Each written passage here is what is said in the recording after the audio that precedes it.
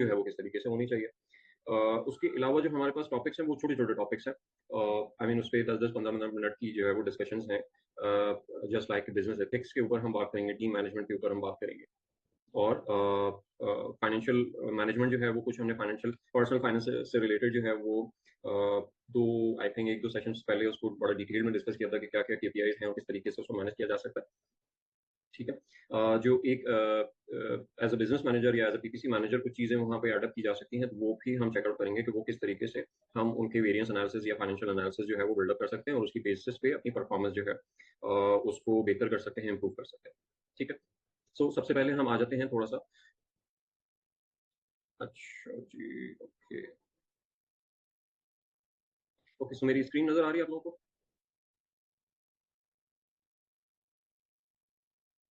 जी uncle जी। Okay. So अच्छा एक dashboard basically dashboard is a sort of a visualised report, एक summarised report कह सकते हो आप इसको, कि जहाँ पर जो आपके की डाटा पॉइंट्स हैं या की परफॉर्मेंस इंडिकेटर्स हैं, वो कलेक्टिवली आपको उस पर्टिकुलर स्क्रीन पे डैशबोर्ड पे जो है वो एक कलेक्टिव इमेज में या एक कलेक्टिव फॉर्म में जो है वो आपको नज़र आ रहा है। ठीक है? फिर उसकी मल्टीपल लेयर जो है वो आई मीन वहाँ पर डेवलप की जा सकती हैं, बट इटसेल्फ कोशिश ये होती है कि वो एक ही लेयर आई मीन एक ही व्यू में जो है वो हम तमाम इन्फॉर्मेशन जो कि इम्पोर्टेंट है, उसको हम कन्वे कर दें। ठीक है? सो उसका एक सिंप्लीफाइड वर्ज़न जो है वो हम बनाने की कोशिश करते हैं। उसमें बहुत सारे आई मीन अगर हम अमेज़न स्पेसिफिक एग्ज़ाम्पल ले लें इन टर्म्स ऑफ पीपीसी भी, इन टर्म्स ऑफ जो ऑर्गेनिक वाली साइड है उसकी भी। सो वहाँ पर बहुत सारी डाटा सेंट्रिक इन्फॉर्मेशन जो है वो मौजूद होती हैं। अगर आप इन टर्म्स ऑफ सेल्स देख लें कि number of order day to day basis पे क्या आ रहे हैं, डे टू डे बेसिस पे आपका स्पेंड कितना हो रहा है, क्या कन्वर्जन्स आ रही हैं, क्या कितने कीवर्ड रैंक हैं, क्या आई मीन सीपीसी क्या है, एक्सेट्रा एक्सेट्रा। ठीक है? बहुत सारी इन्फॉर्मेशन जो है मौजूद है, और अगर उसकी अ, जो विजुअलाइज़ेशन है और जो उसकी प्रेज़ेंटेशन है वो यूज़र फ्रेंडली ना हो, तो वो बहुत ज़्यादा वो ओवरवेलमिंग हो सकती है। फॉर एग्ज़ाम्पल कि मेबी अगर आप में से अगर कोई बूट कैंप स्टूडेंट रहे हैं एक्सट्रीम कॉमर्स के, तो आपने शायद देखा हो कि वो जो ट्रिपल वन के रिपोर्टिंग फॉर्मेट्स हैं। अब वो ट्रिपल वन के रिपोर्टिंग फॉर्मेट जो है, जिसमें वो एक टेक्सचुअल रिपोर्ट होती है, जिसमें डे टू डे बेसिस पे जो है ऑर्डर्स की इन्फॉर्मेशन जो आ रही थी, ठीक है? अब वो डाटा जो है वो बहुत ज़्यादा टेक्स्ट ओरिएंटेड है।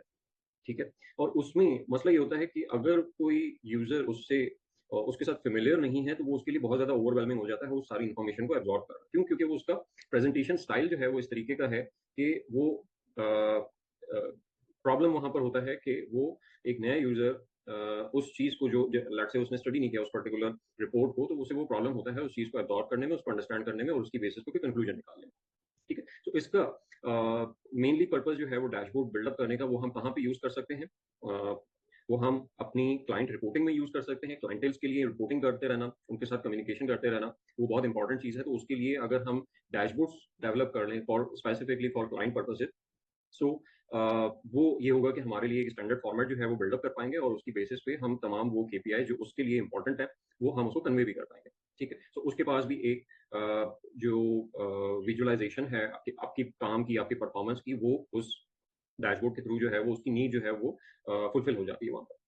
दूसरी तरफ हम इंटरनली भी अपनी परफॉर्मेंस, अपने एम्प्लॉइज़ की परफॉर्मेंस, अपनी ओवरऑल एजेंसी की परफॉर्मेंस, लेट्स से कि हम फाइनेंशियल डैशबोर्ड्स की तरफ जा रहे हैं, और सो हम अपनी एजेंसीज़ के लिए, अपने ऑफिसेज़ के लिए, अपनी पर्सनल फाइनेंसेस के लिए, अपनी टीम की परफॉर्मेंसेस के लिए ज़रूरी नहीं है कि वो आई मीन जो कोई डैशबोर्ड है या कोई रिपोर्ट है, वो टोटली नंबर यानी फाइनेंशियल डाटा की बेसिस पे ओरिएंटेड हो, वो नॉन फाइनेंशियल डाटा की बेसिस पे भी हो सकती है। फॉर एग्जांपल कि वो आपका एम्प्लॉइज़ की परफॉर्मेंस का एक डैशबोर्ड है। वहाँ पर आप ये चीज़ें गैदर कर रहे हो कि कितने-कितने टास्क कंप्लीट किए, उसका कितने किसने टास्क जो है वो विदिन डेडलाइन जो है वो अचीव कर लिए, कितनों के डिलेज़ हुए, क्या एफिशिएंसी रेट था, ठीक है?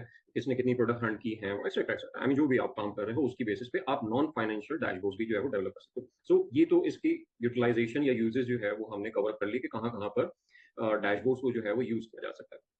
सो इन तमाम यूजेस को सामने रखते हुए, जब भी हम यानी अगर हम डैशबोर्ड बनाने की तरफ जा रहे हैं या डिज़ाइन करने की तरफ जा रहे हैं, सो उसका मैंने एक उसको सिम्प्लीफाई इस तरीके से किया है कि उसके 5 बेसिक्स स्टेजेस हैं, और अगर आप उस 5 स्टेजेस को फ़ॉलो करोगे तो आप एंड रिज़ल्ट तक ईज़िली जो है वो पहुँच जाओगे। ठीक है?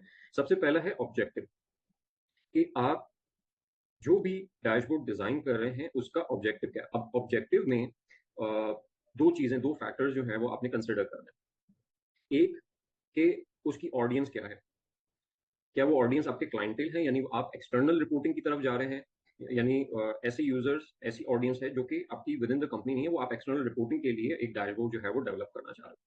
या वो फिर इंटरनल है, यानी आपकी आपकी टीम से रिलेटेड परफॉर्मेंस पे, या आपकी इंटरनल ओवरऑल फाइनेंशियल परफॉर्मेंसेस पे, या एजेंसी की परफॉर्मेंस पे, एक्सेट्रा। तो ये पहले डिफाइन करना होगा आपको कि उसकी ऑडियंस जो है, ऑब्जेक्टिव में उसकी ऑडियंस क्या है। दूसरा कि उस पर्टिकुलर ऑडियंस का टेक्निकल लेवल जो है वो क्या है। हमेशा देखिए, एक चीज प्रेजेंटेशन के लिए हमेशा एक चीज आपको उसको प्रायोरिटाइज करना पड़ेगा, वो ये कि आपकी प्रेजेंटेशन जो है वो ऑडियंस के लिए easy to absorb, easy to understand होनी चाहिए, जो भी उसकी रेलेवेंट ऑडियंस है। तो आपने हमेशा उसकी स्किल सेट को, कोई भी रिपोर्ट बनाते हुए जो आपको, जो आप अपनी ऑडियंस को प्रेजेंट करने वाले हो, उसको उसकी टेक्निकल एक्सपर्टीज को अंडरस्टैंड करना, और उसको जितना सिंप्लीफाइड वे में आप उसको प्रेजेंट कर सकते हो, उतनी आपको कोशिश करनी चाहिए कि वो आप उसको उसको एक सिंप्लीफाइड वर्जन जो है वो उसका डेवलप कर सके उस पर्टिकुलर रिपोर्टिंग का।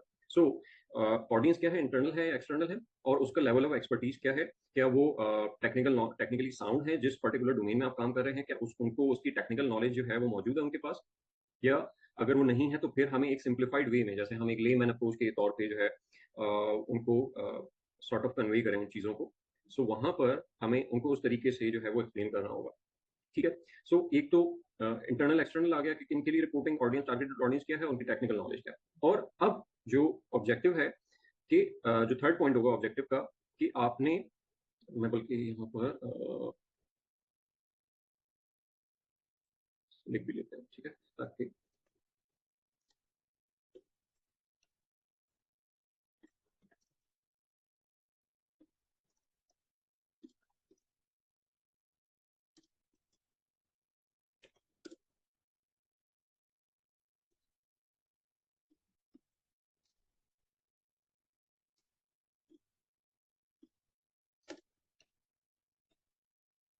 थर्ड स्टेज पे जो आपका, जो ऑब्जेक्टिव को मेन रीजन है, पर्पस ऑफ रिपोर्टिंग जो है, या पर्पस ऑफ डैशबोर्ड आप इसको डालें कि वो क्या है, क्या एलिमेंट जो है, आप क्या इंफॉर्मेशन जो है इस पर्टिकुलर डैशबोर्ड के थ्रू जो है वो कन्वे करना चाह रहे हैं।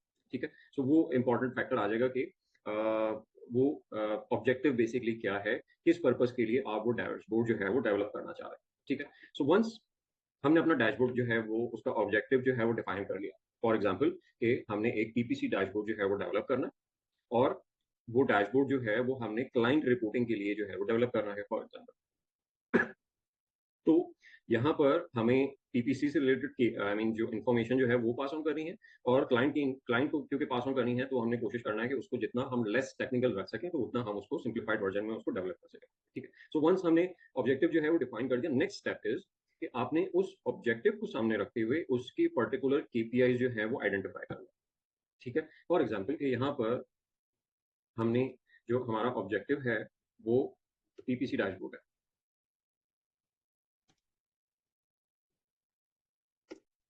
ठीक है।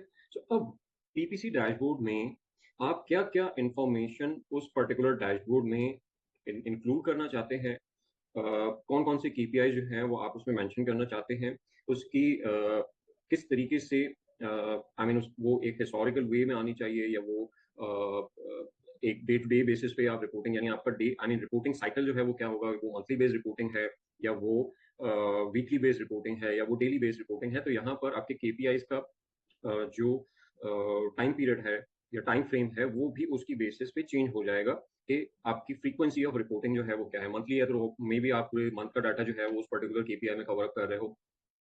अगर वो वीकली है तो मे बी आप पूरे वीक का कवर अप कर रहे हो, और अगर वो डेली है तो फिर हम डेली डाटा जो है वो उस पर्टिकुलर केपीआई में जो है वो कवर अप कर रहे होंगे। सो उस पर्टिकुलर रिपोर्ट का टाइम फ्रेम, उसकी फ्रीक्वेंसी क्या है, उसकी बेसिस पे उसका टाइम फ्रेम जो है वो रिलाई कर रहा होगा। ठीक है।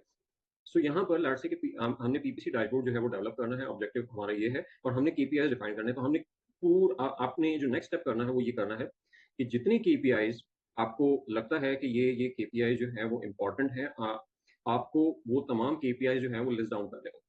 ये मैंने पहले से किए हुए हैं। सो यहाँ पर इसमें एकॉस भी इंक्लूडेड है, इसमें सीपीसी भी इंक्लूडेड है, इसमें सीटीआर है और कन्वर्जन रेट है। ठीक है। TACoS, ROS, PPC order, brand consideration, spend, sales velocity, inventory कितनी है, रिटर्न रेट क्या है, product cost, market share, etcetera etcetera. जितनी इन्फॉर्मेशन अभी तक हम बहुत सारे एरियाज को कवर अप करते हुए आए हैं, हमने सेल फोरकास्टिंग देखा है, हमने कॉम्पिटिशन स्कोर कार्ड देखा है, हमने ट्रैफिक ट्रैकर देखा है, हमने बेंचमार्किंग देखी है, हमने बिड सेंसिटिविटी देखी है। अब हमारे पास बहुत सारे डाटा पॉइंट जो है वो अवेलेबल है, डाटा सोर्सेज जो है वो अवेलेबल है। सो उन तमाम को सामने रखते हुए आप अपनी फॉर्मेशन जो है वो अपनी केपीआईज की लिस्ट जो है वो ड्रॉ डाउन करेंगे कि कौन कौन सी केपीआई जो है वो आप अपनी रिपोर्ट्स में इंक्लूड कर सकते हो। ठीक है, वंस वी डू दैट, और उसमें बहुत सारी चीजें आ जाती हैं उसमें, सर्च टर्म रिपोर्ट के ऑर्डर्स भी आ जाएंगे। ठीक है, कि हम ऑर्डर से रिलेटेड डाटा जो है वो प्रोवाइड कर रहे हैं, सो वो बहुत सारे एलिमेंट जो है वो वहां पर आ जाते हैं। सो हमने लिस्ट क्रिएट कर ली अपने जितने भी अवेलेबल केपीआईज हैं, या जो जो हमारे जहन में आ रहे हैं, चाहे वो हमें उसका नहीं पता कि वो हम उसको उसका डाटा जो है वो कहाँ से गैदर करेंगे, लेकिन एक केपीआई है जो कि हम चाहते हैं कि हम अपने क्लाइंट को प्रोवाइड करें या अपनी रिपोर्टिंग में उसको इंक्लूड करें, तो वो तमाम केपीआई जो है वो हम लिस्ट कर लेंगे। ठीक है, वंस हमने सेकंड स्टेप कंप्लीट कर लिया अपना, कि हमने अपने ऑब्जेक्टिव की बेसिस पे केपीआई जो रेलेवेंट केपीआईज हैं वो हमने लिस्ट डाउन कर लिया।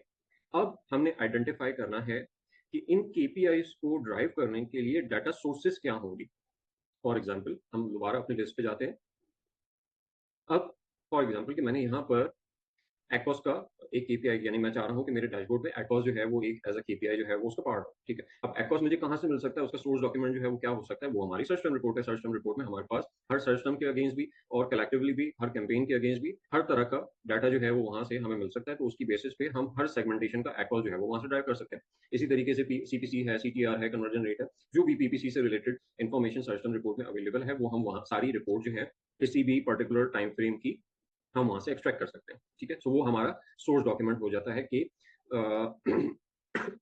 सॉरी कि इन पर्टिकुलर केपीआई से रिलेटेड ये इन्फॉर्मेशन जो है मुझे सर्च टर्म रिपोर्ट से मिल जाएगी। ठीक है, इसी तरीके से कुछ केपीआई जो है वो हो सकता है कि मुझे सर्च क्वेरी, यानी लाइक से ब्रांड कंसिडरेशन है। ब्रांड कंसिडरेशन इज कि जब हम अपनी जो सर्च क्वेरी परफॉर्मेंस रिपोर्ट के ऊपर काम कर रहे थे, तो वहां पर हमने कंसिडरेशन रेट जो है वो चेकआउट किया था। सो वहां से हम सर्च क्वेरी परफॉर्मेंस रिपोर्ट की बेसिस पे वो इन्फॉर्मेशन भी यहाँ पर ड्राइव करवा सकते हैं, अगर तो हम एज अ केपीआई इसको इंक्लूड करना चाह रहे हैं। ठीक है, इसी तरीके से स्पेंड है, वो सर्च टर्म की रिपोर्ट है। सेल्स वेलोसिटी, अब सेल्स वेलोसिटी में हमारी ऑर्गेनिक सेल्स भी हैं, उसमें हमारी पीपीसी सेल्स भी हैं। सो अब कलेक्टिवली सेल्स हमें कहाँ से मिल सकती है, अगर हम सर्च टर्म रिपोर्ट की तरफ जाते हैं तो वो तो ऑब्वियसली हमें से पीपीसी का डाटा जो है वो प्रोवाइड कर रहा है। सो वहां पर हमें बिजनेस रिपोर्ट की तरफ जाना पड़ेगा। इन्वेंट्री से रिलेटेड इन्फॉर्मेशन हम डालना चाहते हैं, वो हमें एफबी इन्वेंट्री की तरफ जाना पड़ेगा। रिटर्न से रिलेटेड इन्फॉर्मेशन चाहते हैं, सो उसका सोर्स डॉक्यूमेंट जो है वो रिटर्न रिपोर्ट होगा, यानी वो इन्फॉर्मेशन कहीं और से जो है वो हमें नहीं मिल सकती है। ठीक है, इसी तरह प्रोडक्ट कॉस्ट है, मार्जिन है। सो ये इन्फॉर्मेशन हमारी लाट से जो हमारी सोर्सिंग शीट है या पीडीवी शीट्स हैं, या प्रोडक्ट लॉन्चिंग से पहले हमने कोई कॉस्टिंग से रिलेटेड कोई शीट्स वगैरह बनाई हुई हैं, सो वो इन्फॉर्मेशन जो है वो हमें यहाँ से मिल सकती है। इवन हमारा हमने इस पर्टिकुलर इन्फॉर्मेशन को अपनी सेल फोरकास्ट में भी यूज किया था, और वहां पर भी हमने ये इन्फॉर्मेशन जो है वो पुट इन की थी। सो हमारे पास मल्टीपल सोर्स ऑफ इन्फॉर्मेशन जो है वो अवेलेबल है। ठीक है, सो अब इन तमाम केपीआईज के अगेंस्ट, अच्छा यहाँ पर एक जो और मेंशन कर दूं मैं, रैंकिंग से रिलेटेड इंफॉर्मेशन जो है, अब ये इंफॉर्मेशन जो है वो हम डायरेक्टली सेरेब्रो से भी ले सकते हैं। ठीक है, हमारा सोर्स डॉक्यूमेंट जो है वो सेरेब्रो भी हो सकता है। इसके अलावा हम रैंकिंग, मतलब हमने ट्रैफिक ट्रैकर जो है वो डेवलप किया था, इसी तरीके से हम रैंकिंग का ट्रैकर भी जो है वो डेवलप कर सकते हैं, कि हम डे टू डे बेसिस पे जिस तरीके से हम ब्रांड एनालिटिक्स का डाटा जो है यहाँ पे पुट कर रहे थे just to check out our traffic on day to day basis, हम उसी तरीके से रैंकिंग का ट्रैकर भी जो है वो बिल्डअप कर सकते हैं, कि डे टू डे बेसिस पे या वीकली बेसिस पे हमारी कीवर्ड्स पे क्या पर्टिकुलर रैंक जो है वो वहाँ पे मौजूद है, और उसकी बेसिस पे हम वो इंफॉर्मेशन अपनी डैशबोर्ड का पार्ट भी बना सकते हैं, कि अगर हम उस पर्टिकुलर डॉक्यूमेंट, यानी अपने रैंकिंग ट्रैकर को अगर उसको हम प्रॉपर्ली मेंटेन कर रहे हैं, तो वो भी वहाँ पर हमारा सोर्स डॉक्यूमेंट जो है वो हो सकता है। ठीक है, अच्छा अब सोर्स डॉक्यूमेंट हमने आइडेंटिफाई कर लिया फॉर एग्जाम्पल। ठीक है, कि हमने केपीआई आइडेंटिफाई किए। अब उसके बाद जो है वो हमने अपने, ये मैं यहाँ पर इसको ए मेंशन कर देता हूँ। ठीक है, ये बी हो गया, स्टेप हो गया। अच्छा, अब आ जाते हैं सी के ऊपर, कि जो हमारी सोर्स डाटा सोर्स है उसमें भी मल्टीपल, दो स्टेजेस आप कह सकते हैं, कि दो स्टेजेस हो सकते हैं। ठीक है, कि एक तो डाटा को गैदर करने के लिए एक तो सोर्स हमने आइडेंटिफाई करना है, ठीक है।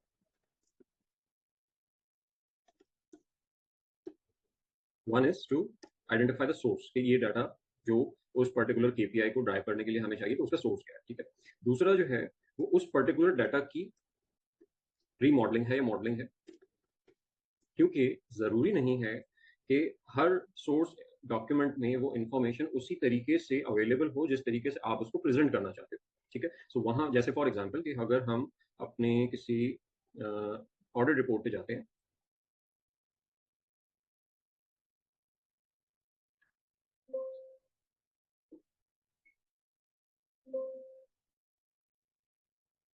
सो ये हमारा एक्चुअल जो उसकी प्रेजेंटेशन है वो इस तरीके से है कि यहाँ पर डाटा जो है वो रॉ फॉर्म में तो इस तरीके से अवेलेबल होगा। अब हो सकता है कि ये इस पर्टिकुलर फॉर्म में जो डाटा मेरे पास अवेलेबल है वो मेरे लिए यूजेबल ना हो इन टर्म्स ऑफ रिपोर्टिंग, और यहाँ पर मुझे ज़रूरत हो कि मैं इस पर्टिकुलर डाटा को रीमॉडल करूँ और इसको एडजस्ट करूँ अपनी केपीआई की कैलकुलेशन से के अकॉर्डिंगली और उसकी प्रेजेंटेशन के अकॉर्डिंगली कि मैंने उसको किस तरीके से प्रेजेंट करना, ठीक है। सो यहाँ पर हमने ऑडिट परफॉर्म करने के लिए भी उसको बहुत सारी डाटा को रीमॉडल किया था, उनकी प्रेजेंटेशन जो है वो हमने कलेक्टिवली देखना स्टार्ट की। सो फॉर एग्जांपल कि मुझे किसी पर्टिकुलर सर्च टर्म के अगेंस्ट जो है वो डाटा चाहिए, ठीक है, कि इस पर्टिकुलर सर्च टर्म पे कितने इंप्रेशंस और क्लिक्स आए हैं, ठीक है। तो अब ये इन्फॉर्मेशन जो है वो अगर मैं यहाँ से गैदर करता हूँ, ऑल्दो कि यहाँ से भी हो सकती है, बट द प्रॉब्लम इज कि यहाँ पे तो हो सकता है कि वो पर्टिकुलर कीवर्ड जो है वो मल्टीपल कैंपेन से टारगेट हो रहा हो, मल्टीपल डेट्स में टारगेट हो रहा हो, सो वो डाटा जो है वो सेग्रीगेटेड नजर आ रहा होगा। सो उसको मैंने रीमॉडल करके हमने यहाँ पे क्या किया कि उसको कंसोलिडेट कर दिया, ठीक है। अब ये कंसोलिडेटेड डाटा जो है वो मैं अपनी डैशबोर्ड में जो है वो उसको विजिबल कर सकता हूँ कि इस पर्टिकुलर सिस्टम के अगेंस्ट जो है वो मुझे इतने इंप्रेशन और इतने क्लिक्स आए हैं with in that time frame, जिस टाइम फ्रेम में हम रिपोर्टिंग कर रहे हैं, ठीक है। सो यहाँ पर डाटा सोर्स आइडेंटिफाई करने के बाद सम टाइम हमें डाटा रीमॉडलिंग की जरूरत जो है वो पड़ सकती है, और उसको एक पर्टिकुलर प्रेजेंटेशन में या उसको एक पर्टिकुलर फॉर्म में लेके आने की जरूरत हो सकती है। उसमें आप पिवट्स यूज कर सकते हो, उसमें आप फॉर्मूलाज यूज कर सकते हो, ठीक है, आप टेबल्स यूज कर सकते हो। हमने ये मेथड जो है वो आई मीन ऑडिट में भी परफॉर्म किए हैं। हमने अपने डे पार्टिंग वाले एलिमेंट में वहां पर भी हमने पिवट जो है वो यूज किए, हमने पूरे पूरे डाटा जो है वो रीमॉडल किए हैं, ठीक है। सो वहां पर इस वजह से मैं उसकी दोबारा आई मीन उन चीज़ों की रिपीटेशन में नहीं जाऊंगा कि हमने डाटा को किस तरीके से रीमॉडल किया जा सकता है। हम पिछले जितने भी ऑर्डर्स वगैरह और सेल फोरकास्टिंग ये सारी जो है वो रीमॉडलिंग है, एक रॉ डाटा को एक इंफॉर्मेशन में कन्वर्ट करना, that is particularly remodelling of that data, और उसकी ट्रांसफॉर्मेशन करना एक डिफरेंट प्रेजेंटेशन स्टाइल में। उसको हम रीमॉडल करते हुए आ रहे हैं। सो आई बिलीव कि अगर आप उसको गो थ्रू करना चाहो तो आप वो मेथड जो है वो दोबारा चेकआउट कर सकते हो थ्रू दो सेशंस। सो यहाँ पर वंस हमने सोर्स आइडेंटिफाई कर लिया, उनकी उनकी रीमॉडलिंग करके हम उनको इस फॉर्म में ले आए कि हाँ उसको हम एज अ केपीआई जो है वो यूज कर सकते हैं या अपनी केपीआई की कैलकुलेशन के लिए जो है वो यूज कर सकते हैं। सो उसके बाद जो हमारा फोर्थ स्टेप रह जाता है that is the visualisation part.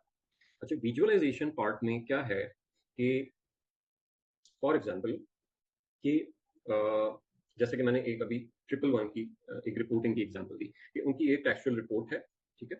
उसमें डे टू डे बेसिस पे ऑर्डर जो है वो आ रहे हैं, नंबर ऑफ ऑर्डर जो है वो मेंशन है। अब वो एक ऑडियंस के लिए या एक पर्टिकुलर यूजर के लिए वो ओवरवेलमिंग डाटा हो जाता है। सो उसको सिंप्लीफाइड कैसे किया जा सकता है कि लाइट से कि मैं उस पर्टिकुलर डाटा को यानी उस पर्टिकुलर ऑर्डर की जो इंफॉर्मेशन है उसकी कम्युनिकेशन यानी उसको किस तरीके से कम्युनिकेट करना है, मैं उसकी फॉर्मेशन जो है वो चेंज कर दूँ, ठीक है। मैं उसको टेक्सचुअल फॉर्म से कन्वर्ट करके मैं उसको एक ग्राफिकल रिप्रेजेंटेशन जो है वो बना दूँ, just like a sort of जैसे हमें पीपीसी का कैंपेन मैनेजर वगैरह में जो एक चार्ट नजर आ रहा होता है। सो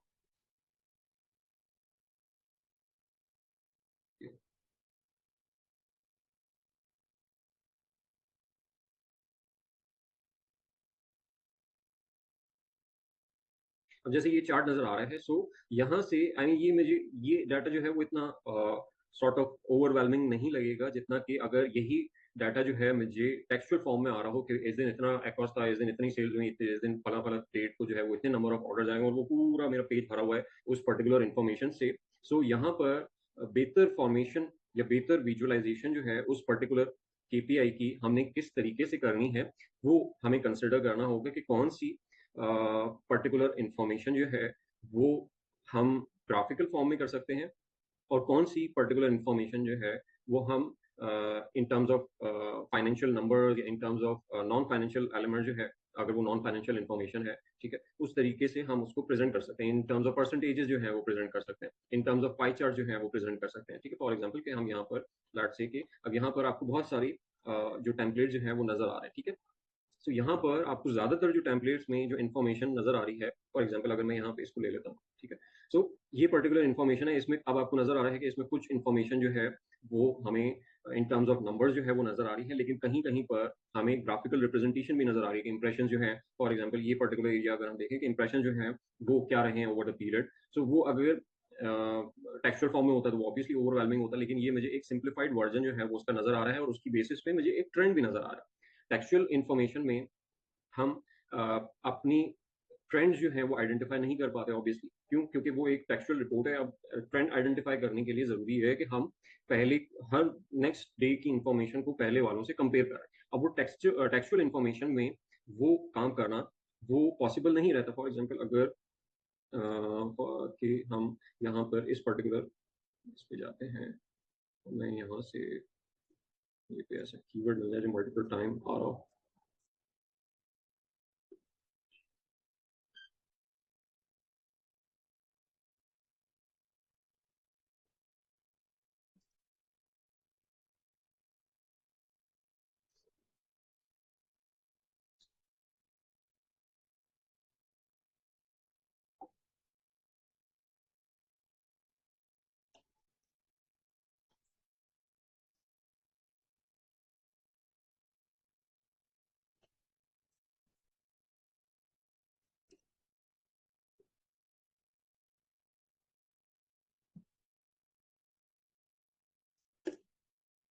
ठीक है, अब फॉर एग्जांपल ये पर्टिकुलर इन्फॉर्मेशन है और ये मुझे इस फॉर्म में नजर आ रही है, ठीक है। तो अब मुझे, और लेट्स से कि ये हर दिन ये जो डाटा है वो अलग अलग डेट्स का आ रहा है यहाँ पर, ठीक है। तो मैं यहाँ पर लेट्स से कि एक पर्टिकुलर कैंपेन जो है वो यहाँ पे सेलेक्ट कर लेता हूँ, ठीक है। अब यहाँ per day to day basis पे मुझे एक डाटा जो है वो फॉर्म हो रहा है। अब मेरे लिए यहाँ पर ये इंफॉर्मेशन गैदर करना या ये अंडरस्टैंड करना इमिडिएटली वो प्रॉब्लम हो जाता है कि इसका ट्रेंड क्या है, ठीक है। फॉर एग्जांपल ये 4 से 5 हुए, 5 से 3 हुए, ठीक है। अब ये इन्फॉर्मेशन आ रही है। अब यहाँ पर ट्रेंड स्टैब्लिश करने के लिए मेरे लिए जरूरी होगा कि हर इंफॉर्मेशन को, यानी हर डेट की इंफॉर्मेशन को मैं पहले से कंपेयर कर सकूं। लेकिन टेक्सचुअल इंफॉर्मेशन में मेरे लिए ये थोड़ा सा डिफिकल्ट टास्क है कि मेरे इंप्रेशन जो है उनका ट्रेंड जो है वो क्या है, मेरे क्लिक्स का ट्रेंड क्या है, मेरे स्पेंडिंग का, मेरे ऑर्डर्स का ट्रेंड क्या है। सो इस पर्टिकुलर डाटा को अगर मैं इस फॉर्म में प्रेजेंट करना चाहूँ, तो ऑल्दो कि डाटा तो मैंने वही प्रेजेंट किया है और सही भी किया है, लेकिन उसकी प्रेजेंटेशन जो है दैट इज अ प्रॉब्लम, और वो यूजर के लिए फ्रेंडली नहीं है, उसके लिए वो इजी टू अंडरस्टैंड नहीं है। सो वहां पर हमें ये चीज जो है वो कंसिडर करनी होगी कि विजुअलाइजेशन जो है उस पर्टिकुलर डाटा की वो किस तरीके से हम उसको सिंप्लीफाई कर सकते हैं और उसको अंडरस्टैंडेबल बना सकते हैं, ठीक है। और ये विजुअलाइजेशन जो है हम हर केपीआई के लिए कर रहे हैं कि जो जो केपीआई, फॉर एग्जांपल हमने यहाँ पर जितने भी केपीआई लिस्ट किए हैं उनमें से हम कौन कौन से केपीआई जो है वो अपने डैशबोर्ड में यूज करना चाह रहे हैं, और इनकी विजुअलाइजेशन जो है वो किस तरीके से हमने प्रेजेंट करना है इसको, और किस तरीके से हमने अपने डैशबोर्ड में इसको इंक्लूड करना है। सो वो विजुअलाइजेशन जो है वो हमें डिटरमाइन करनी होगी, ठीक है। आई मीन विजुअलाइजेशन की जब हम बात करते हैं तो वो या तो ग्राफिकल हो सकती है, या वो टेक्सचुअल हो सकती है, फाइनेंशियल बेस्ड हो सकती है, या वो इन टर्म्स ऑफ परसेंटेजेस हो सकती है, ठीक है। सो वो चीज जो है वो हम वहां पर इंश्योर करेंगे कि हमने हर केपीआई को किस तरीके से प्रेजेंट करवाना है, ठीक है। वंस जब ये हमने विजुअलाइजेशन वाला पार्ट, अपना फिफ्थ पार्ट जो है वो विजुअलाइजेशन का कवर अप कर लिया।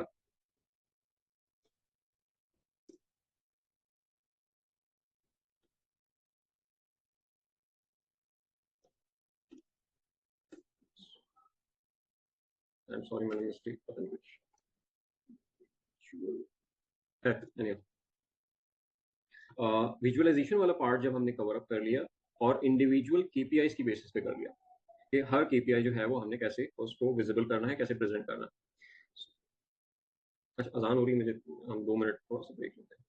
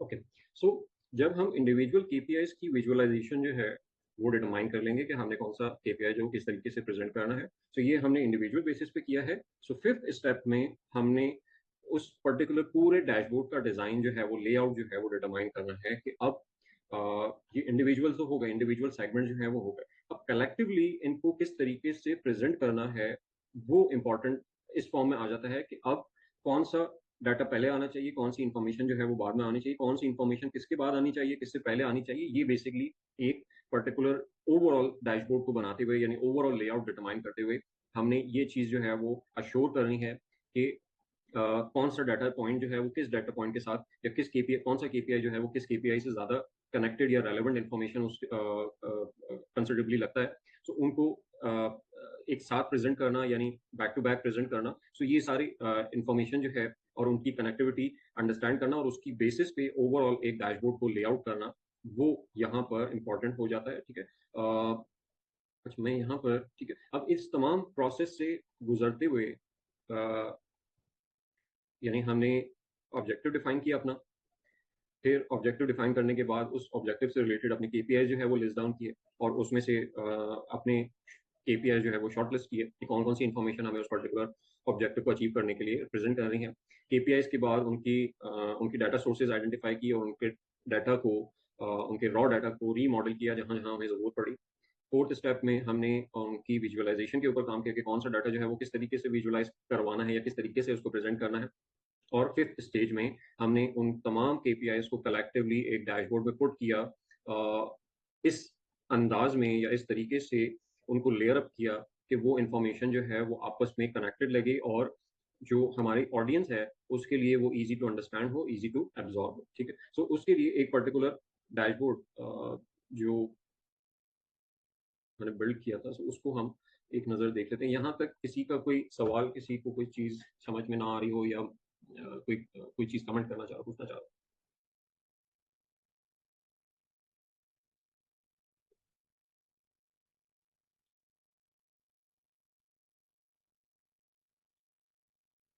नहीं, ये पूछ लें, ये डैशबोर्ड मैं दूंगा नहीं किसी को, ये मैं बता रहा हूँ। बाकी फाइल्स में शेयर कर दूंगा, ये डैशबोर्ड शेयर नहीं करूँगा।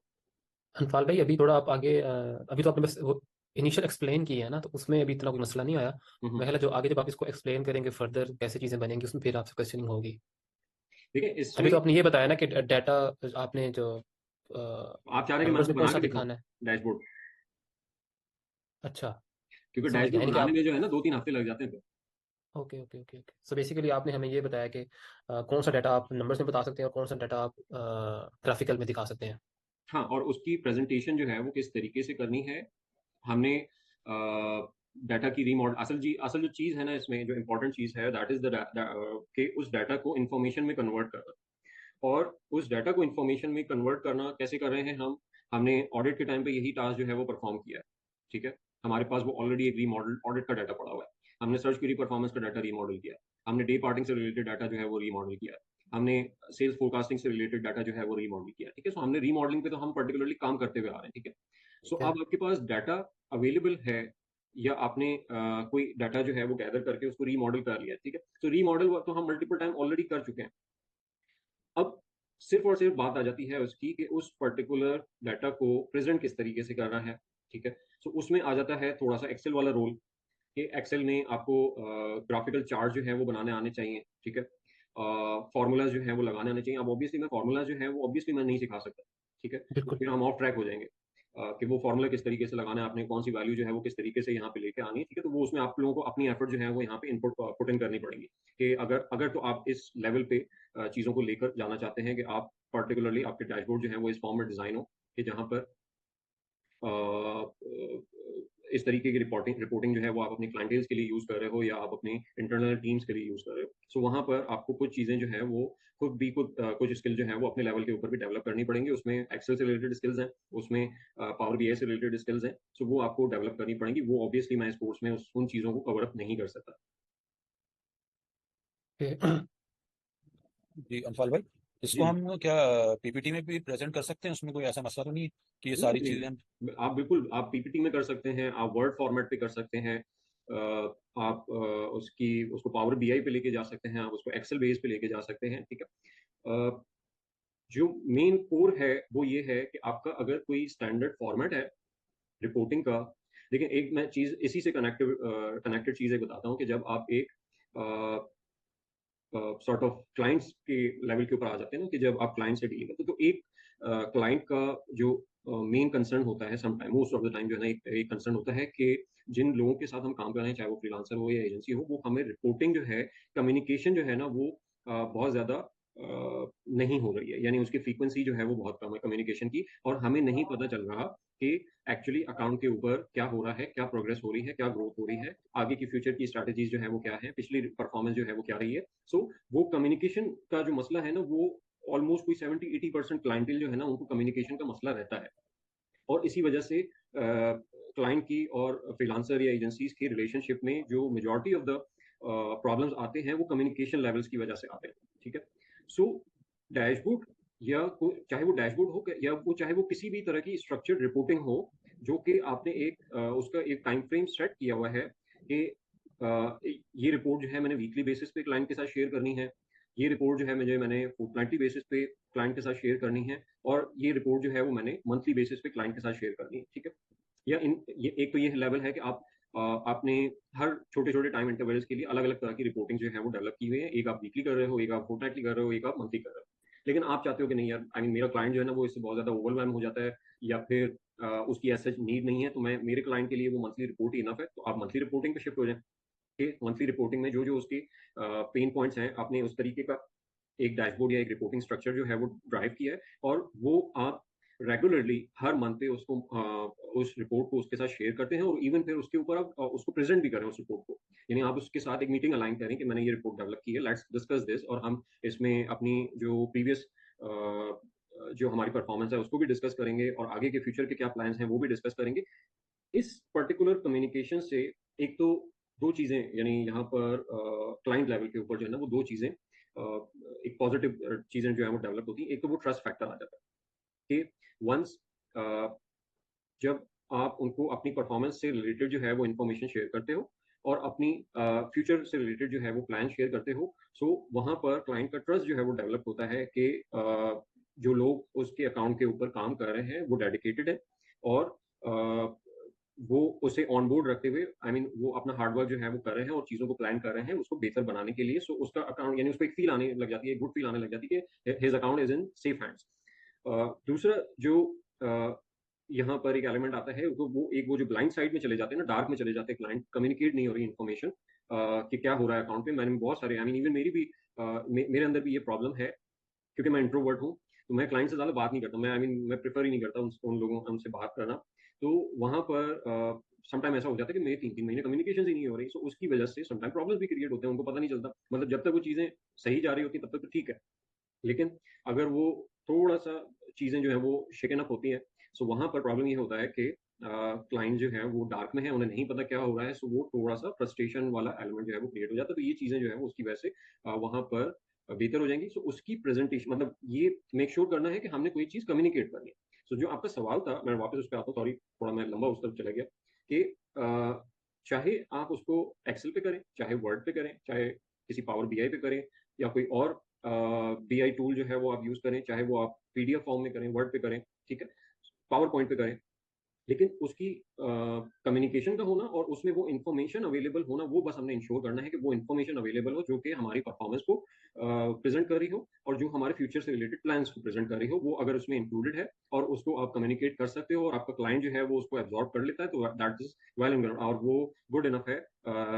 उसमें फिर आपको बहुत ज्यादा कॉम्प्लेक्सिटीज जो है वो एडअप करने की जरूरत नहीं है। अच्छा, सबा जाहिद का सवाल है, नहीं सबा, ये पावर बीआई पे नहीं बना हुआ, ये एक्सेल पे बना हुआ है। अस्सलाम वालेकुम सर, मेरा भी क्वेश्चन है। जी जी जी। सर अगर हम किसी और सॉफ्टवेयर पे बनाते हैं तो हम ये ऑटोमेट नहीं कर सकते हैं डेटा, लाइक अभी एक्सेल पे है तो ये तो ऑलरेडी अपडेट हो रहा है, हम्म। ऐसा ही है ना? तो किसी और सॉफ्टवेयर पे तो वो अपडेट नहीं हो सकता क्योंकि हम ऑलरेडी सब चीजें फाइल्स हमारी एक्सेल पे है, सारी जितना भी हमारा काम है। देखिए उसमें एक जो सोल्यूशन ये होता है कि हम पावर क्यूरीज जो है वो यूज करें। जहां पर हमारे पास एक्सेल का डेटाबेस अवेलेबल है, सो हम वहां से पावर क्यूरीज यूज करके उसको चाहे तो वो एक एक्सेल बेस्ड डैशबोर्ड से कनेक्ट कर सकते हैं। इसी तरीके से हम उसको पावर बीआई वगैरह से कनेक्ट कर सकते हैं कि वो एक पर्टिकुलर सोर्स ऑफ जो इन्फॉर्मेशन है वो हमने एक दफा उसको डिफाइन कर दिया कि ये सोर्स है, यहाँ से उसने डाटा जो है वो गैदर करना है। सो वंस जब भी हम वो डाटा अपडेट करेंगे तो वो ऑटोमेटिकली डैशबोर्ड भी डाटा अपडेट कर देगा। Okay, thank you sir. So इसमें आई मीन इसमें इसके अलावा गूगल स्टूडियो है या एनालिटिकल स्टूडियो, आई थिंक मुझे एग्जैक्ट नाम याद नहीं आ रहा, उसको आप चेकआउट कर सकते हो अगर आप लोगों को शौक है, जिनको भी शौक है इस तरह की रिपोर्टिंग्स के ऊपर काम करने का। सो वो उसको भी एक्सप्लोर कर सकते हैं। वहां पर एक्सेल के बजाय आप गूगल शीट्स के थ्रू अगर आप डाटा ले रहे हो, सो वहां पर हेल्प ये मिल जाती है कि गूगल शीट्स का डाटा जो है वो ऑनलाइन अवेलेबल होता है। एक्सेल में प्रॉब्लम है कि अगर तो वो डाटा आपके कंप्यूटर हार्ड ड्राइव वगैरह में इन जगहों पे मौजूद है, सो वहां पे प्रॉब्लम ये होगा ऑब्वियसली कि उसको आप ऑनलाइन उसकी प्रेजेंटेशन जो है वो नहीं कर पाओगे अनटिल अनलेस आपको वो सोर्स फाइल्स भी जो है वो ट्रांसफर करनी पड़ेंगी। गूगल में अगर वो डाटा ऑनलाइन पड़ा हुआ है तो ऑब्वियसली वो उसकी बेसिस पे आप उसको ऑनलाइन भी किसी भी सिस्टम से जो है वो एक्सेस कर सकते हो। आप अपने मल्टीपल यूजर्स को उसका एक्सेस दे सकते हो। जी सर, एक्सेल अभी जी जी सॉरी, वही अभी हम लोग गूगल शीट्स पे काम कर रहे हैं, मैं भी, तो मुझे वहीं पे थोड़ी एक्सपर्टीज है, तो हमें एक्सेल पे मतलब काम करने में थोड़ी प्रॉब्लम हो रही है। तो वहाँ तो थोड़ा बेटर है, हाथ थोड़ा साफ है उस तरफ, तो गूगल शीट्स नहीं, वगैरह तो पे। उसमें आप गूगल स्टूडियो को यूज कर सकते हो। आई मीन ओके, सो आप क्या करोगे कि आपकी जो गूगल शीट्स हैं आप उनको कनेक्ट कर दोगे उस पर्टिकुलर डैशबोर्ड से, तो वो हमेशा आई मीन जब भी आप डाटा अपडेट करेंगे वो ऑटोमेटिकली वहां से कनेक्टेड हो जाएंगी जी जी और वो ऑनलाइन भी चलना स्टार्ट हो जाएंगी। मतलब उसके लिए जरूरी नहीं है कि आप उसी पर्टिकुलर सिस्टम पे मौजूद हो, आप किसी और सिस्टम से भी एक्सेस करेंगे तो वो आपको वहां जी पे जी भी वो प्रेजेंट कर देगा उस डाटा। जी, यस, थैंक यू। जी अंशपाल भाई, ये जो आपने एक्सेल पे जो बनाया है, ये किन ऑप्शंस के तहत बनाया है? ये तो वो जरा सा थोड़ा सा गाइड कर दें। अच्छा, इसमें देखिए मैं इसको थोड़ा सा ब्रेकअप कर देता हूँ। देखिए ज्यादातर इन्फॉर्मेशन जो है वो यहाँ पर वही जो नॉर्मल हम फॉर एग्जांपल जिस तरीके से एक्सेल को यूज करते हैं ना, तो ये यहाँ पर टेक्स्ट बेस्ड इन्फॉर्मेशन ही मौजूद है। ठीक है, मैंने सिर्फ इसकी कलरिंग की है, मैंने शशके डाले हैं इसमें, और कुछ भी नहीं किया है। ठीक है, सो अब फॉर एग्जाम्पल के ये जो है यहाँ पर कीवर्ड्स डले हुए हैं। ठीक है, ये टेक्सचुअल फॉर्म में डले हुए हैं, यहाँ पे कोई फॉर्मूला नहीं लगा हुआ। ये नंबर्स हैं, ये वी लुकअप का फॉर्मूला बड़ा आई मीन बहुत बेसिक सा फॉर्मूला है। मैंने इसको जो डाटा सोर्स बता दिया इसको कि ये कहाँ पर इसका कहाँ से ये डाटा गैदर करना। अब ये क्योंकि ट्रैफिक से रिलेटेड डाटा है तो मेरे पास ऑलरेडी ऑडिट के डाटा जो है वो बने हुए हैं, तो मैंने उस पर्टिकुलर ऑडिट की टेम्पलेट से इसको कनेक्ट किया और यहाँ पर डाटा जो है वो इनपुट करा लिया। ठीक है, इसी तरीके से मैंने ट्रैकर्स बनाए हुए हैं। ठीक है, मैं ट्रैकर्स मेंटेन कर रहा हूँ, तो मैंने यहाँ पर कीवर्ड इंडेक्स का कितने कीवर्ड जो है वो इंडेक्स हो चुके हैं उनका काउंट यहाँ पे कॉलअप कर लिया। ये भी एक काउंटिव वाला फॉर्मूला लगा हुआ है। ठीक है, सर्च वॉल्यूम का फॉर्मूला जो है वो यहाँ पर आई मीन सर्च वॉल्यूम के लिए मैंने काउंटिव का फॉर्मूला। सो यहाँ पर कोई बहुत ज्यादा कॉम्प्लेक्स काम नहीं हुआ है। ठीक है, देखने वाले को लगेगा हाँ कि बंदे ने बड़ी मेहनत की, अदरवाइज इसमें एज सच अगर तो सिर्फ जो चीज है कि वो मैंने यहाँ पे फोकस किया उस चीज को प्रेजेंटेबल बनाना, एक अच्छे फॉर्म में उसको स्ट्रक्चर करना, जो कि मैं अभी विजुअलाइजेशन और लेआउट के ऊपर जब बात कर रहा था कि जब जैसे कि हम यहाँ पर देख रहे हैं कि अगर ये डैशबोर्ड स्टार्ट होता है। ठीक है, सो रेवेन्यूज की हमने बात कर ली, रेवेन्यूज के बाद हमने सेल्स की बात कर ली कि in terms of total order जो है वो क्या है। ठीक है, सो रेवेन्यू और सेल आपस में कनेक्टेड है। सेल्स की बात की तो सेल्स के फौरन बाद इन्फॉर्मेशन क्या आ रही है कि भाई अच्छा इन टोटल सेल्स में से ऑर्गेनिक कितने हैं, पीपीसी कितने हैं। ठीक है, सो एक इन्फॉर्मेशन का फ्लो आप देखें कि वो कनेक्टेड है, इजी टू एब्जॉर्ब है, इजी टू अंडरस्टैंड है। ठीक है, रेवेन्यू आया, सेल्स में से ऑर्गेनिक ऑर्डर आया, पीपीसी ऑर्डर आया और उसमें पीपीसी ऑर्डर का रेशियो आ गया। अच्छा, उसकी जस्ट नीचे जहां पर हम रेवेन्यूज की बात कर रहे हैं, तो हमने यहाँ पर क्या डिफाइन कर दिया कि पूरे 12 मंथ्स की जो है वो सेल्स दिखा दी कि 12 मंथ में क्या हमारी हिस्टोरिकल सेल्स रही है। सो हमें करंट डाटा भी अपडेट मिल गई और कि ये हमारी करंट पोजीशन है और हमें हिस्टोरिकली भी एक पोजीशनिंग नजर आ रही है कि यार, और उसकी बेसिस पे हम अपनी हिस्टोरिकल परफॉर्मेंस की बेसिस पे अपनी आज की परफॉर्मेंस को जज कर सकेंगे। यानी जो भी इसका यूजर है वो इसको जज कर सकेगा। फॉर एग्जांपल कि यहाँ पे डेवलप हो गई है सेल्स, तो उसके लिए एक बड़ा आई मीन पॉजिटिव साइन होगा कि जितनी भी हमारी परफॉर्मेंस थी उससे हमने डेवलप कर लिया अपने रेवेन्यूज को या सेल्स को। सो उसको बेंचमार्किंग के लिए जो हमने कुछ चीजें बेंचमार्किंग के लिए डिस्कस की थी कि कोई भी इंफॉर्मेशन, मतलब ये रेवेन्यू जो है, अगर मैं आप सिंप्लीफाइड आपको ये बताता हूँ कि हमने 47,000 का रेवेन्यू जो है वो टच किया है। ठीक है, अब ये इंफॉर्मेशन अच्छी है या बुरी है, ठीक है, ये नंबर जो है वो अच्छा है या बुरा है, ये जब तक आपके पास इसकी कोई कंपैरेटिव इन्फॉर्मेशन नहीं होगी आप इसको जज ही नहीं कर सकते। हो सकता है ये अच्छा हो सकता है ये बहुत बुरा हो। ठीक है, वो तो जब मैं एक कंपैरेटिव इन्फॉर्मेशन आपको प्रोवाइड करूंगा तभी आप बता सकते हो। फॉर एग्जाम्पल कि मैं आपको बताता हूँ कि पिछले महीने हमारा रेवेन्यू जो है वो 1 लाख का था और इस महीने रेवेन्यू जो है वो 47,000 हो गया, तो ये इन्फॉर्मेशन, ये रेवेन्यू जो है वो बुरा रेवेन्यू हो गया। इसी तरीके से मैं बताता हूँ कि हमारा पिछले महीने का रेवेन्यू जो था वो 20,000 था और हमने इस महीने जो है वो 47,000 टच कर लिया। तो अब यही इन्फॉर्मेशन जो है वो पॉजिटिव इन्फॉर्मेशन बन गई। सो कंपैरेटिव्स प्रोवाइड करना, उससे हमारी आज की इन्फॉर्मेशन या आज की पोजिशनिंग जो है वो उसको जज करने में हम अपनी ऑडियंस को, अपने क्लाइंट को हेल्प करवा रहे हैं कि वो उसको अंडरस्टैंड कर सके। इसी तरीके से पीपीसी का चार्ट है, तो यहाँ पर भी हमने क्या किया है कि वही ऑडिट से रिलेटेड डाटा जो है उसको हमने गैदर किया और यहाँ पर हमने इसको पर्टिकुलरली एक ग्राफ यूज किया। ठीक है, ग्राफ में हमने डाटा सेलेक्ट किया। अच्छा ठीक है, अब डाटा सेलेक्ट कहाँ से किया है, अगर हम वर्कशीट पे जाते हैं यहाँ पे, ठीक है, कि जो मैं बात कर रहा था कि हमें डाटा को रीमॉडल करना। ओके, सो हम बात कर रहे थे यहाँ पर कि इस पर्टिकुलर डाटा को किस तरीके से, यानी हमने एक कलेक्टिवली डाटा लिया है। ठीक है, यहाँ पर हमारे पास सॉर्ट ऑफ जो ऑडिट रिपोर्ट्स हैं वहाँ पर ये इन्फॉर्मेशन, एकॉस की इन्फॉर्मेशन जो है वो हमारे पास अवेलेबल होती है अगर हम अपने ऑडिट टेम्पलेट्स में चले जाते हैं। ठीक है, तो ये इन्फॉर्मेशन हमारे पास अवेलेबल है डे टू डे बेसिस पे कि क्या एकॉस जो है वो रहे हैं। ठीक है, इसकी बेसिस पे, इस इन्फॉर्मेशन को हम डे टू डे बेसिस पे क्या किस चीज़ पे ऊपर शिफ्ट कर सकते हैं, हम पिवट टेबल के थ्रू डेट की बेसिस पे कलेक्टिवली अपनी एकॉस की इन्फॉर्मेशन जो है वो ड्राइव कर सकते हैं। राइट, इतना तो आई बिलीव आप लोगों को अंदाजा होगा कि हम पिवट टेबल के थ्रू डेट्स का एक सॉर्ट ऑफ फॉर्मेशन कर सकते हैं इसकी बेसिस पे, और यही यहाँ पर एग्जैक्टली हो रहा है। ठीक है, अब उस डेट को बेसिस पे हमने एकॉस भी ले लिया, हमने सीपीसी भी ले लिया, हमने सीपीए भी ले लिया, हमने कन्वर्जन रेट भी ले लिया, और उस पर्टिकुलर डाटा सेट को हमने ये सॉर्ट ऑफ डाटा रीमॉडलिंग कर ली, और उसकी बेसिस पे हमने एक डैशबोर्ड जो है वो ड्राइव कर लिया, और उस और डैशबोर्ड कह रहा हूँ, वो एक चार्ट जो है वो ड्राइव कर लिया। फॉर एग्जांपल अगर यहाँ पर हम इंसर्ट चार्ट पे जाते हैं, ठीक है, तो इंसर्ट चार्ट की बेसिस पे मैं यहाँ पर एक चार्ट अडॉप्ट करता हूँ। मुझे नहीं, ये चार्ट नहीं चाहिए, मुझे ट्रेंड लाइंस वाला चार्ट चाहिए।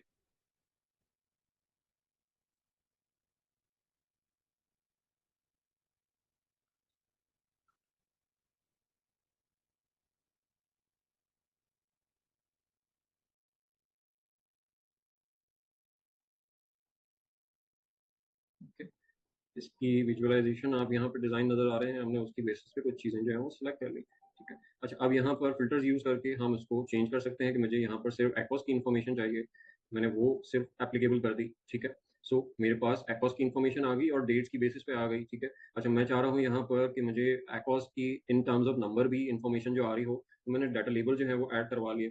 ठीक है, डाटा लेबल जो है वो यहाँ पे साइडों पे आ रहे हैं, मैंने इसको हमने सेलेक्ट किया, इसको हम फॉर्मेट डाटा सीरीज में गए। ठीक है, इसकी पोजीशनिंग जो है वो हम देख लेते हैं यहाँ पर। ओके, इसको हमने अबव कर दिया। ठीक है, या लेट्स से सेंटर अगर करते नहीं, अबव ही सही। ठीक है, सो अब ये मेरा एक सॉर्ट ऑफ चार्ट जो है वो यहाँ पे स्टैब्लिश हो गया है। ठीक है, अब इसको मैं अगर चाहूँ तो मैं चेंज भी कर सकता हूँ। मैंने सीपीसी का कर दिया, ठीक है, मैंने सीपीए का कर दिया, एक ही चार्ट के थ्रू, एक चार्ट मैंने अपने डैशबोर्ड में प्लेस कर दिया, जिसकी बेसिस पे मैं 4 केपीआई जो है वो वहाँ पर ड्राइव कर सकता हूँ। ठीक है, सो ये चीज़ें जो है वो हम इस तरीके से बना सकते हैं। ठीक है, वहाँ पर कोई सॉर्ट ऑफ आई मीन बहुत ज़्यादा मुश्किल डाटा जो है वो यहाँ पे नहीं है।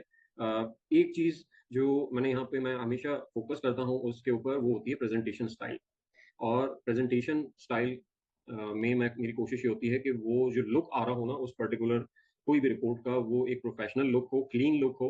सो उसके लिए आप क्या कर सकते हो, उसके लिए आप सिंपली जाएं गूगल पे।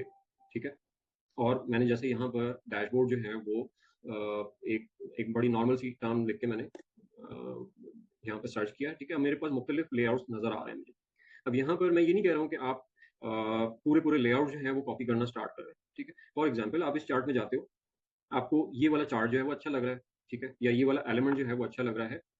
सो मैं इसको कहाँ यूज कर सकता हूँ कि मैं अपना, लेट्स से मैं 30 डेज का एकॉस सीपीसी कन्वर्जन रेट जो है वो मैं सोच रहा हूँ कि मैं इस फॉर्म में जो है वो अपने डैशबोर्ड में एडअप कर लूँ। ठीक है, तो मैंने ये पर्टिकुलर एलिमेंट जो है वो यहाँ से पिक कर लिया।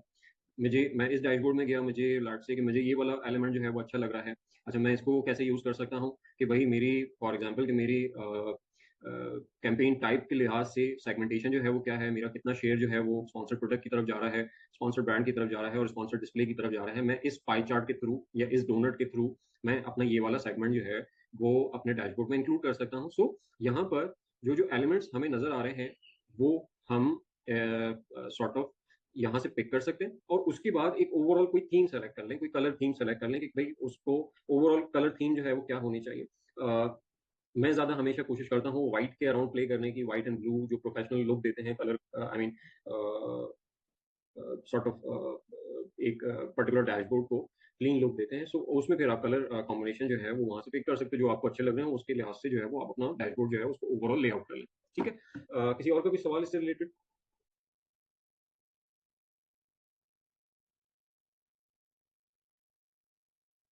नहीं फिलहाल तो नहीं है। अच्छा, मैं रिपीट कर दूं कि डैशबोर्ड, देखिए मैंने आपको डैशबोर्ड उसकी फंडामेंटल्स जो हैं वो डेफिनेटली कन्वे कर दी हैं। डाटा मॉडलिंग जो है वो हम बहुत दफ़ा डिस्कस कर चुके हैं। ठीक है, इसके अलावा जो चीज़ें हैं वो फिर अब आपकी अपनी इंटरनली एक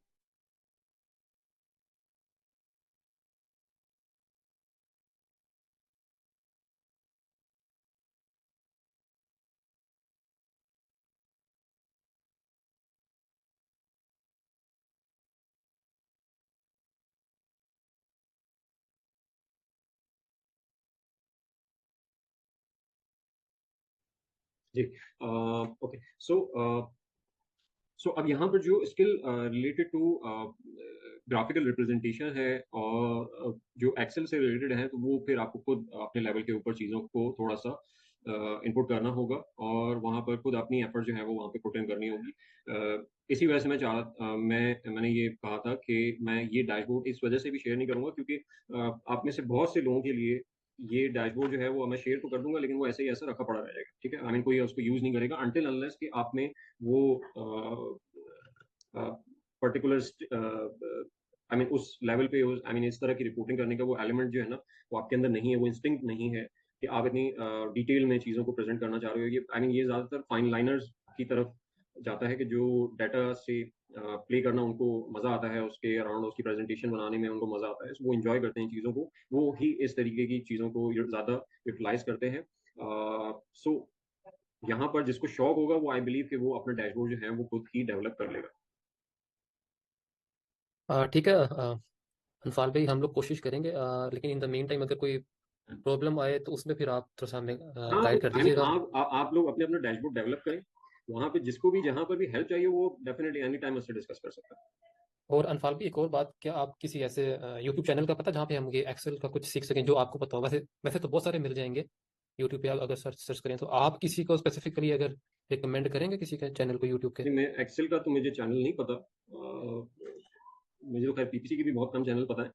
द प्रॉब्लम इज कि हाँ, मैं ये करता तो मैं किसी स्पेसिफिक चैनल को फॉलो नहीं करता। मुझे अगर कोई लाट से किसी फार्मूला में प्रॉब्लम आ रही है या मुझे कोई नया फार्मूला समझ में नहीं आ रहा, तो वो मैं स्पेसिफिकली मैं गूगल करता हूँ और उससे रिलेटेड सोल्यूशन जो टॉप रिजल्ट्स में 4-5 सोल्यूशंस आते हैं उनको पढ़ना स्टार्ट कर देता हूँ उनको, तो उससे ही मुझे वो मेरे प्रॉब्लम जो है वो सॉल्व हो जाते हैं। मैंने कोई प्रॉपर कोर्स वगैरह नहीं किया कभी एक्सेल से रिलेटेड, वो Aahista Aahista step by step ही चीज़ों को सीखा है और गूगल से ही सीखा है। Okay. अच्छा, तूबा का सवाल था from where did we get market size and number. ये अगर आप प्रोडक्ट अपॉर्चुनिटी वाले सेक्शन को अगर आप रिकॉल करें तो वहाँ पर हमने मार्केट साइज जो है वो कैलकुलेट किया था, जिसकी बेसिस पे जो मैंने कन्वर्जन रेट का एक फार्मूला नया फार्मूला जो शेयर किया था, सेकंड मेथड जो शेयर किया था, तो उसमें भी मार्केट साइज जो है वो हम कैलकुलेट कर रहे थे, तो वो नंबर मैंने वहीं से पिकअप किया है।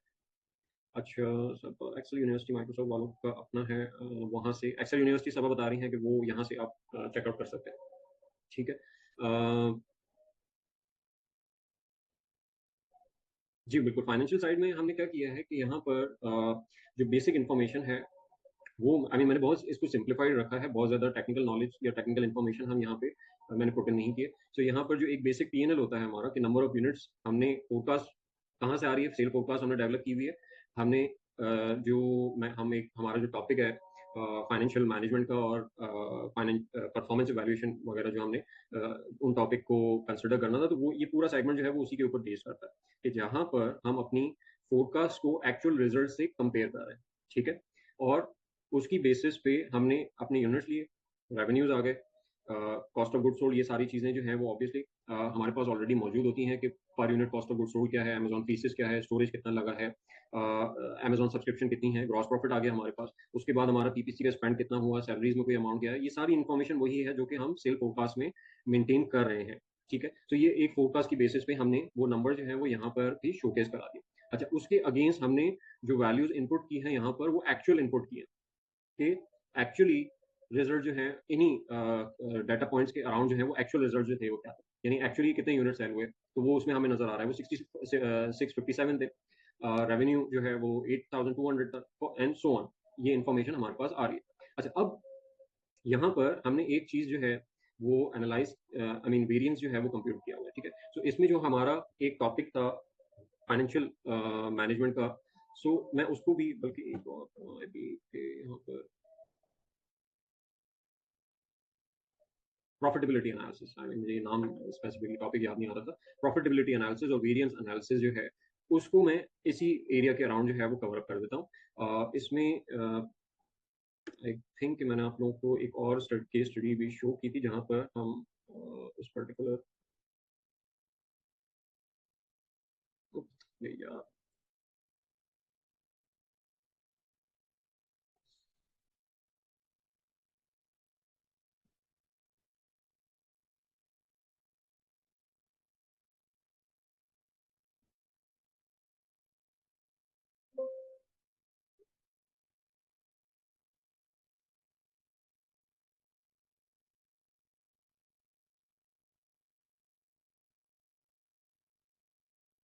यस।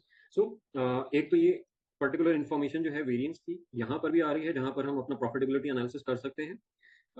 दूसरा जो हमारा एग्जैक्टली सेल फोरकास्टिंग वाला फॉर्मेट है, ठीक है, सो उसी की हम कॉपी डेवलप करके, यानी इसी पर्टिकुलर डाटा सेट की हम एक कॉपी स्टैब्लिश करें, ठीक है, और यहाँ पर हमने हर मंथ के बाद उसके एक्चुअल रिजल्ट जो है वो इनपुट करना स्टार्ट कर दिए और उनके ऊपर यही वेरिएंस एनालिसिस जो है वो परफॉर्म करना स्टार्ट कर दिया, ठीक है। अच्छा, अब वेरिएंस एनालिसिस में हो क्या रहा है और इसको किस तरीके से सॉर्ट ऑफ इसकी इंटरप्रिटेशन जो है ना वो किस तरीके से की जा सकती है। सबसे पहले अगर हम एक जनरलाइज फॉर्म में देखें तो नॉर्मली जो हमारा कंपैरिजन होता है एक क्लाइंट के या एक बेसिक मेंबर के एक बिगनर लेवल मेंबर के पर्सपेक्टिव से, वो होता है कि यार पिछले महीने हमने $2000 का प्रॉफिट किया था, इस मंथ जो है वो हमारा $1500 का प्रॉफिट हो गया, ठीक है। अब वो प्रॉफिट की बेसिस पे हम ये तो जज कर रहे हैं कि हमारी परफॉर्मेंस जो है वो खराब हुई है, ठीक है, या हमारे रिजल्ट जो है वो अनफेवरेबल पोजीशन पे जो है वो गए हैं। उसके रीजंस इवैल्यूएट करना या वो किस पर्टिकुलर रीजन की वजह से वो रिजल्ट जो है वो हमें फेस करने पड़ रहे हैं और क्या उसके ऊपर हमारा कंट्रोल भी था या नहीं था।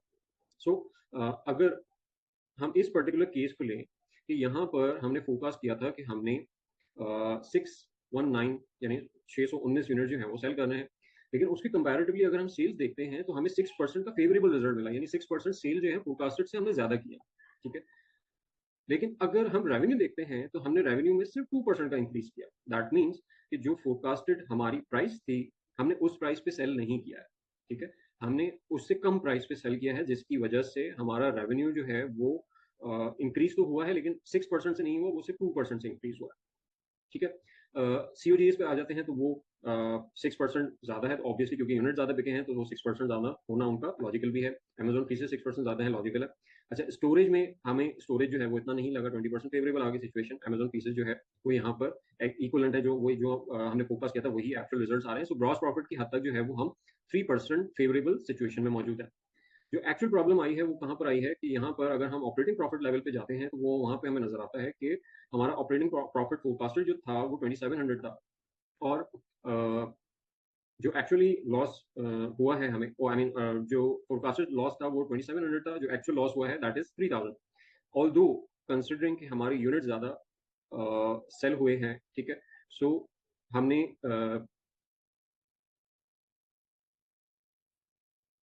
यहाँ पर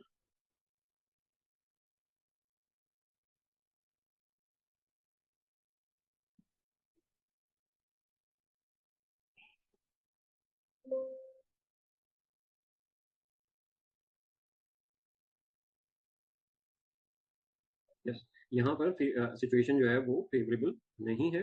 -3 है क्योंकि 3400 और 3300 यानी ऑपरेटिंग प्रॉफिट जो है वो कम है, ठीक है। सो ऑल्दो कि हमने 6% यूनिट ज्यादा सेल किए हैं फिर भी स्टिल हमारे प्रॉफिट जो है वो कम है ऑपरेटिंग प्रॉफिट लेवल के ऊपर, और वो इस वजह से है कि हमने प्राइस पॉइंट जो है वो सही सेलेक्ट नहीं किया था। फोरकास्टिंग के टाइम पे हमारा एक्चुअल जो प्राइस पॉइंट था वो कंपैरेटिवली जो है वो कम था, ठीक है। दूसरा, अगर हम ऑपरेटिंग लेवल के ऊपर आते हैं तो यहाँ पर हमारा पीपीसी एक्सपेंस जो है वो 5% से इंक्रीज किया है, सो वो अगेन एक अनफेवरेबल सिचुएशन में उसने रिजल्ट किया है। सो यहाँ पर हमारा पीपीसी एक्सपेंस जो है वो ऑलमोस्ट कोई $300 से इंक्रीज कर रहा है, प्लस सैलरीज में हमें $50 की ज्यादा कॉस्ट आई है। रिटर्न जो है वो कंपैरेटिवली हमारे कम थे, तो हमारे यहाँ पे 35% फेवरेबल सिचुएशन डेवलप हुई है, ठीक है। सो जो सैलरीज वाला एलिमेंट था वो कवर अप हो गया किसी हद तक यहाँ पर, लेकिन ओवरऑल फिर भी हमें कोई $200-250 के अराउंड जो है वो ज्यादा लॉस बेयर करना पड़ा है। उसका एक मेजर रीजन जो है वो हमारी लोअर प्राइस पे सेलिंग है, और दूसरा मेजर रीजन जो है वो इंक्रीज इन पीपीसी स्पेंड है, ठीक है। सो इस दोनों एलिमेंट्स को कवर अप करते हुए, ठीक है, जब हम इसकी इंटरप्रिटेशन करेंगे, सो अब हम जब नेक्स्ट फोरकास्ट बिल्डअप करेंगे, फॉर एग्जांपल कि अगर मैं नेक्स्ट मंथ की फोरकास्ट यहाँ पर रिवाइज करता हूँ, तो मेरे लिए ये चीज़ कंसिडरेबल होगी, या मुझे इस चीज़ को कंसिडर करना चाहिए कि जो सेल प्राइस मैंने एक्चुअली सेट की थी, उसी सेल प्राइस को मैं कंटिन्यू करूंगा, या फिर मैं उसको इंक्रीज कर दूंगा एज पर जो मेरी पिछली जो फोरकास्ट थी, मैं उसी लिहाज से अपनी प्राइस को जो है वो इंक्रीज कर दूंगा, ठीक है। सो जो भी हमारा डिसीजन होगा, चाहे वो हम एक्चुअल प्राइस पे उसको कंटिन्यू करना चाह रहे हो, या चाहे वो हम अपनी फोरकास्टेड प्राइस पर ही कंटिन्यू करना चाह रहे हो, हम अपनी जो फ्यूचर की प्रोजेक्शंस हैं उनको ऑल्टर करेंगे उस प्राइस के अकॉर्डिंगली। इसी तरीके से हमें नजर आता है कि हमारे पीपीसी के एक्सपेंसेस जो हैं वो ज्यादा हैं, सो उसका इम्पैक्ट भी हमें न्यू फोरकास्ट की तरफ लेके जाना पड़ेगा कि उसको हम अपडेट करें, वहां पर फोरकास्ट जो है वो सॉर्ट ऑफ स्टैब्लिश करें और बेहतर करें उसको, ताकि जो नेक्स्ट फोरकास्ट होंगी जिस तरीके से हम इसको चेंज करते जाएंगे, यानी अपने वेरिएंसेस को फिक्स करते जाएंगे, सो वहाँ उसका रिजल्टिंग इम्पैक्ट क्या होगा कि फ्यूचर में जब हम आहिस्ता आहिस्ता फोरकास्टिंग यानी ऐसे मूव ऑन करते जाएंगे और अपनी फोरकास्टिंग के अगेंस्ट अपने एक्चुअल रिजल्ट जो है वो कंपेयर करते जाएंगे, तो ये जो वेरिएंसेस हैं ये बहुत मिनिमम लेवल पे आ जाएंगे आप, यानी आपका ओवरऑल जो डिफरेंस रहेगा वो मे भी शायद 5 से 10% रह जाए, ठीक है, बहुत बहुत 12-13% पे चला जाए वो। सो इस सिचुएशन में जब आपकी फोरकास्टिंग जो है वो उसमें सिर्फ 5 से 10% का वेरिएंस होता है, या इस सिचुएशन में आप आ जाते हो, तो दैट मीन्स कि अब तो आप आई मीन आपका डाटा जो है या आपकी फोरकास्टिंग या आपकी प्लानिंग जो है वो बड़ी एक्यूरेट हो गई है ना, ठीक है। 90% तक एक्यूरेसी है, लास्ट उसमें 90-95% तक एक्यूरेसी है उस डाटा में, और उसी से कंसिस्टेंट डाटा एक्चुअली आपको मिलता है। तो अब तो उसकी बेसिस पे यानी आपकी रिलायंस उसके ऊपर बढ़ गई है। अब आप जो फ्यूचर में से रिलेटेड डिसीजन है वो आपको एक्चुअल रिजल्ट का वेट करने की जरूरत नहीं, आप अपनी फोरकास्ट की बेसिस पे आई मीन अपने प्लान जो है वो मॉडिफाई कर सकते हो, आप अपने रिप्लेनिशमेंट प्लान कर सकते हो, आप अपनी न्यू लॉन्चेस जो है वो प्लान कर सकते हो, आप अपनी फंड्स की कहीं पर जो विड्रॉल है और उसको कहीं और जगह पे इन्वेस्ट करने का वो प्लान कर सकते हो। सो वो सारी इंफॉर्मेशन जो है जो आपको फोरकास्ट के थ्रू मिल गई है, वो उसको हम मिच्योर करते रहे थ्रू वेरिएंस एनालिसिस, और अब उस वेरिएंस एनालिसिस की बेसिस पे हम अपनी फोरकास्ट को मॉडिफाई करते रहे, अपडेट करते रहे, और उसको हमने इतना मिच्योर कर दिया कि अब वो 90-95% तक एक्यूरेसी जो है वो अचीव कर गई है, और अब वो फोरकास्ट हमारे लिए एक ऐसा टूल बन चुका है कि जिसकी बेसिस पे हम फ्यूचर से रिलेटेड जो है वो डिसीजन ले सकते हैं। सो वहां पर हमें एक एडवांटेज मिल जाता है कि हम अपने एक्चुअल टाइम से 3 मंथ 6 मंथ 12 मंथ जो है वो अहेड काम कर रहे हैं, और अहेड हम प्लानिंग कर रहे हैं, और हमें एक बफर मिला हुआ है 6 महीने का, 12 महीने का।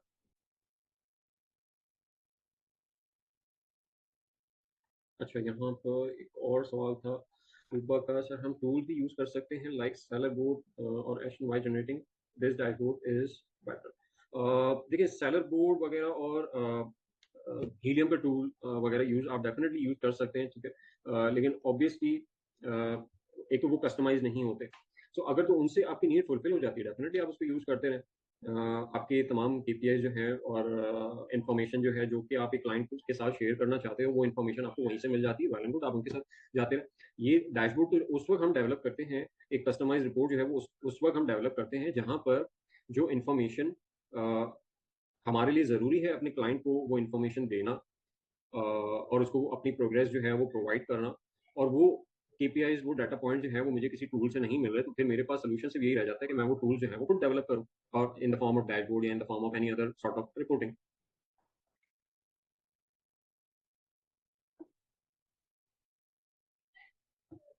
ठीक है, किसी और का कोई सवाल से रिलेटेड?